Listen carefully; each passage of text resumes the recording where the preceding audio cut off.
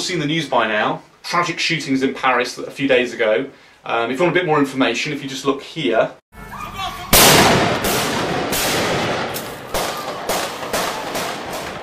Terror in the heart of Paris. Masked and heavily armed, two men entered the building in the centre of the French capital late this morning and began firing. By the time they'd stopped, at least 12 people were dead. Many others were seriously injured. Obviously there's a lot more to it than that, but you know, it's all over the media at the moment, so look it up yourself. Now, you know, the basic background of this is in about 2005, a guy called Charlie Hebdo, who runs a satirical sort of comic really in Paris, published an image of Muhammad. Now that's haram in Islam, which means banned in Islam, as is in fact in all, certainly in more traditional sects, as is the depiction of anything in nature. That's why in old Islamic art and things it's all sort of patterns and that sort of thing. So because of that, this fatwa was issued, and a fatwa means, you know, if you're a Muslim and you see this guy, you've got to kill him.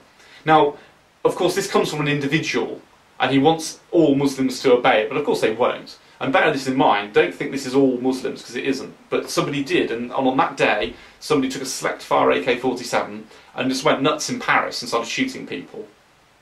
Now this is a similar story actually to what happened to Salman Rushdie when he wrote this book, The Satanic Verses. The Ayatollah of Iran, he's kind of like their king I suppose, issued a fatwa on him because he was offended by the book and wanted Salman Rushdie killed. And because of that, Salman Rushdie now has to have police protection and things, you know, 24/7, and he has done ever since. So it's a very sort of similar issue. But what I've noticed is, when this has happened, that everybody's now suddenly blaming Muslims. And that seems strange to me, because this is exactly the same as when normally these things happen. Everybody thinks, right, who can we blame? Oh, they think, okay, we'll blame gun owners because of one individual. So if you are one of these people who's blaming all Muslims, which bear in mind is like 1 billion people, okay, if you're blaming 1 billion people for the actions of a couple, that's no different to a load of people blaming gun owners generally just because one person goes nuts. This is a nuanced issue. This isn't black and white. This isn't like they were Muslim, they did this. No, it's not. Most Muslims in the Islamic world, if you go to a country like Morocco, like I did recently, you'll see that most of them are just cultural Muslims, like we're cultural Christians here. They don't, you know, a lot of them aren't practicing really. They just, you know, go along with it, but they're not like, you know, fanatical about it. Just like most English Christians say, who call themselves Christian, aren't really proper Christians at all. I mean, they don't even go to church. So, you know, get some perspective here. Because at the end of the day, if you're looking to blame all Muslims for what these couple of guys did a few days ago, how are you different if you call yourself a Christian? How are you different to Anders Breivik? I mean, Anders Breivik killed 100 people, didn't he, in the name of Christianity? Does that mean all Christians support what Anders Breivik did? I think not somehow. So don't get into that mindset. Don't get into this black and white issue here, because if you do, you're no different to the bigots who are always trying to ban guns and who are too intellectually lazy to look at the reasons behind why things occurred. Now, I'm quite interested in this. I'm interested in the fact that the BBC refused to actually publish the images of Muhammad when they originally reported on this story back in 2005.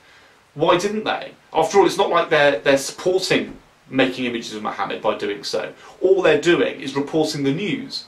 But by self-censoring, they're sending the message to the people who carried out this act that it wasn't acceptable to express yourself, that you shouldn't draw a picture of Muhammad if you want to. You know, that's the message it sends them. And it then creates a target. Because, you know, let's face it, if the BBC had published it, and Sky had published it, and the Daily Telegraph and the Guardian and all these other people had published these images of Muhammad when they were reporting the story originally, there'd have been so many targets, potential targets, that these loonies would have had no one to go and shoot up, would they? And for that reason, I believe the media has got Charlie Hebdo's blood on their hands here. It's their fault that this occurred, to an extent. Because they didn't stand up for free speech. They didn't stand up for the very thing that they advocate more than anything. They're the ones who are pro the Freedom of Information Act. They're the ones who want to have freedom of the press. They're the ones who resist regulation of the press.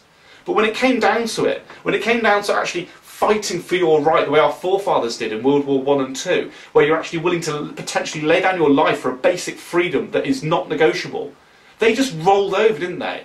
They just rolled over and said, no, we're not publishing it, you know? And for that reason, they should feel shame now, especially now, because they're not even publishing them now, as a show of solidarity. So that's my take on it anyway. I want to hear what you guys have got to say. By all means, you know, get some discussion going in the comments. I'll put any relevant information that I can in the description. But yeah, let me know what you think, because I think this is a complex issue, and I think there is the issue of the way people look at these sorts of events, where they're always looking to blame a group, and they're being too lazy to actually blame an individual and try and understand how these specific events came to be, rather than looking at a sort of fix-all plaster to fix the problem entirely, which of course never works, and it never makes any difference. So yeah, I hope you enjoyed that. Like and subscribe.